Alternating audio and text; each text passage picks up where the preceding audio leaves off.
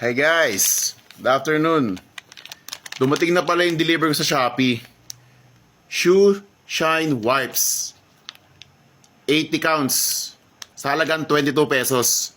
Susubukan natin ngayon kung matatanggal nga yung dumi ng sapatos ko. Ayan o. Testingin na natin ha. 22 pesos, 80 sheets. Malaman kung totoo. Ayan. Ngayon ko lang siya bubuksan.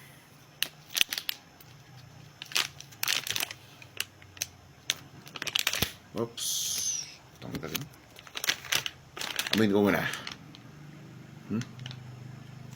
Bango. Okay. First try.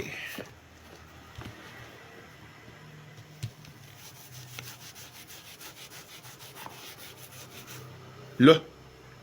Grabe. Stig. Uy. Legit. Isa pa lang to ha. Grabe.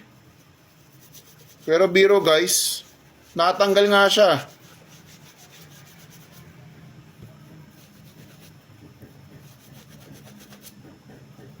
Hindi pa siya mapdi sa kamay. Tsaka ang bango niya.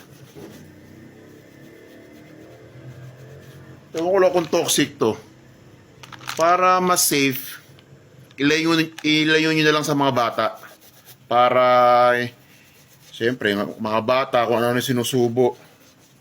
Grabe, oh. First test. On linis, diba? Uulit ang bumili dun sa store na yan.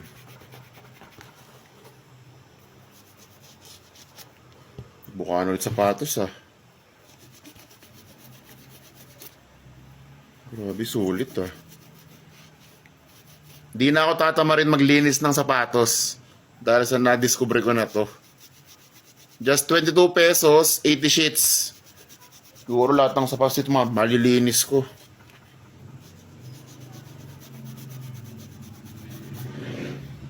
Grabe. Ganda ng product na to. Natapos na to guys. Yeah. Nga pala, please follow my video on TikTok Megaman Rider PH. Pero yung konting clip ilalagay ko sa Facebook Reels ko. Wow, sulit.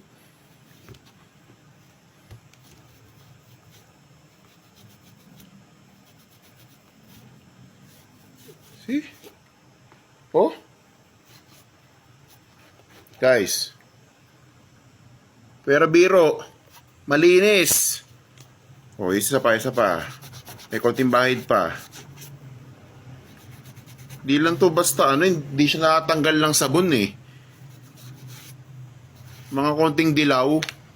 Diba normal na magiging konting dilaw yung yung mga sapatos natin sa katagalan. Ayan.